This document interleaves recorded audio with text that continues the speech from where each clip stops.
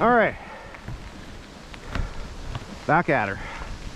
So another cut here, another rock cut. Again, unfortunately can't see things very well with the shadows. Not bad here. You can see a little bit of the rock work here. Not particularly tall, maybe 8 feet on that side. Again, little pockets of rock work here and there. You'd be able to see it a little bit more if we had some cloud and the light was evened out, but beggars can't be choosers here. Again, let's be thankful it's not snowing. So here, probably in the 10-foot range, maybe.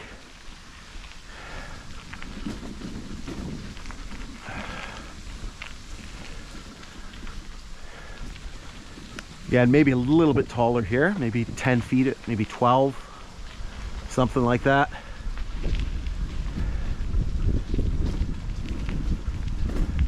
And here the rock cut starts to peter out. Oh.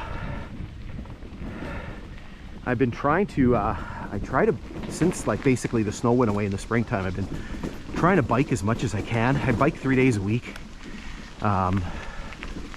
If I'm not doing a railway hike. Here's some more rock work here.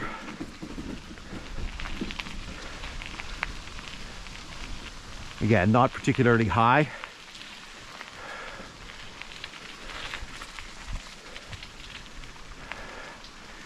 As I was saying,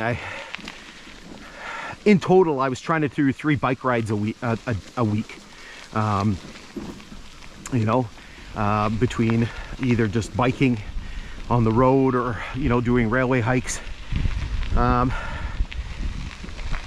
so yesterday was my first railway hike since the bike one anyway, since the springtime. A little bit more rock work here. Very, very different situation being on the bike for this long. Like the bike rides I do at home, I try to kind of ride, you know, they're, you know, maybe, how long do I go for? Just a little over 20 minutes, but I go like hard and fast, right? Try to get the heart rate up. But sitting in the saddle here for prolonged periods of time just is not the same. And butt is killing me.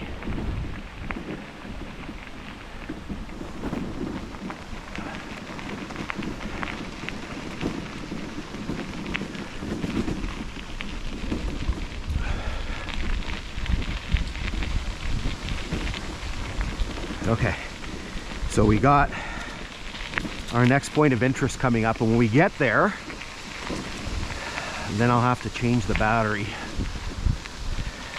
Need some fresh juice. So a little cut here. Again, you'd be able to see it better if the light was diffused. Again, there's some high clouds kind of coming in, but nothing really substantial.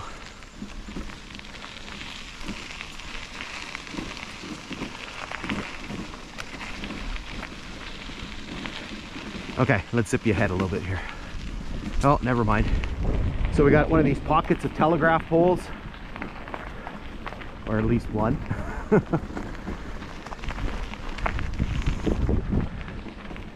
I only saw one today that actually had some signage on it. So if you've watched the video before, there's a usual pattern to them. So on the top cross arm, the 2 innermost insulators are aqua colored CD 145s. Usually the rest are clear Dominion 42s. The aqua colored CD 145s are usually stamped GTP or GTP Telco, basically telephone company.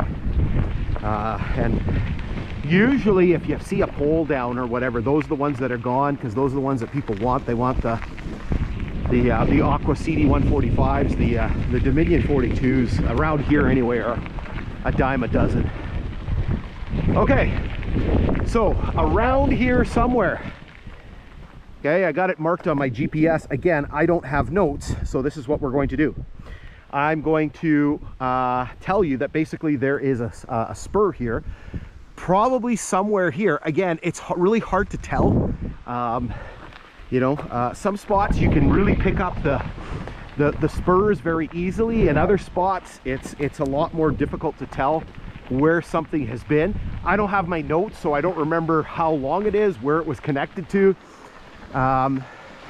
So what I'm going to do is I'm going to pause. You're just going to see me staring straight ahead here, and then I'm going to voice over the information about the spur, and then I'll show you the timetable information. At milepost 95.6, which is the 1922 mileage, or 94.9 on the original line, there was a spur from 1922 to 1924 belonging to the Fort William Paper Company. It was a 13-car/10-car spur connected at the east end.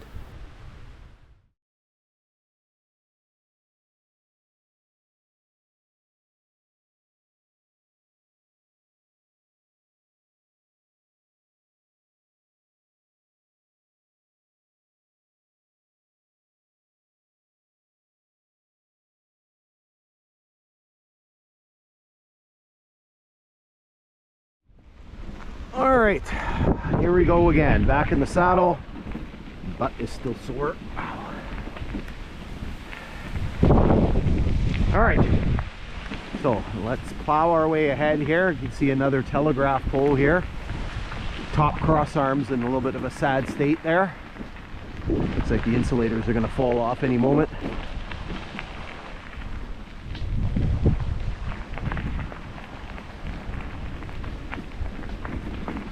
Again, it would have been nice with some cloud and even out the light and make the video all nice and pretty and everything, but again, I can't control the weather.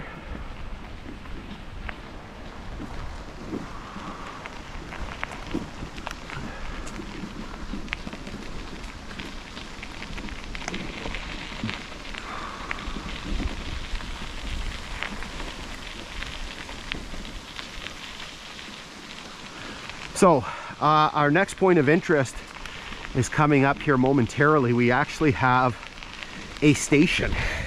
Now this one was kind of interesting because this was not an original station on the line. This was added afterwards, and I'm not sure why.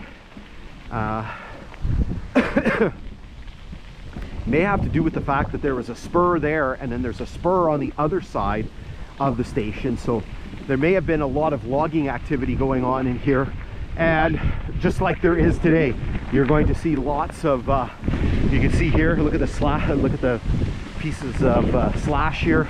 You're going to see lots of examples of logging activity coming up. So this is George Station, and again, this was not an original station. This was added afterwards. This was added in the 1920s. I want to say 1923. Again, I'll fill you in when we stop. Now, one of the crazy questions is that why the name George? As if you've been watching the videos, you know that Grand Trunk Pacific used an alphabetical naming pattern. So the station to the south is Mac. The next station up eventually became known as Graham, but originally was Knowlton. Knowlton, Knowlton. And there's a telegraph pole there, named after George Knowlton, who was the chief engineer when this line was constructed. Now, eventually, as I said, Knowlton was renamed Graham. Graham originally being the name for Sioux Lookout. Now, I'm curious because, like I said, I'm sort of thinking, where did the name George come from? And I was just, I don't know what I was doing the other day, and you know, sometimes just dumb things sort of pop into your head, and I was just like, I wonder if, you know, they renamed Knowlton to Graham, that they lost the naming for George Knowlton, that maybe what they did was they took his first name and they used that for the station here. So I was just kind of thinking that out loud. I don't know that for certain, but it was just sort of a thought in my head going, you know, George kind of seems a bit of like a random name. Oh, I have a truck behind me.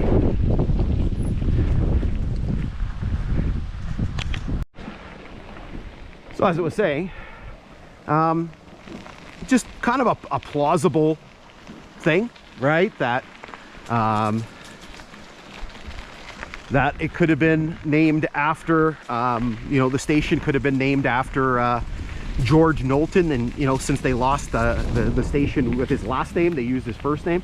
So kind of messed up here a little bit because I kept riding. So this spot here, I believe, is where the station, quote unquote, actually was. We don't know, or at least I don't know, what was here. There was a siding for sure. If there was an actual building, I don't know. You can see that looks like there kind of might have been a bit of an open area right here. It almost looks like there's a road that's kind of going that way. So what I'm going to do, like I did the last time, I'm going to pause.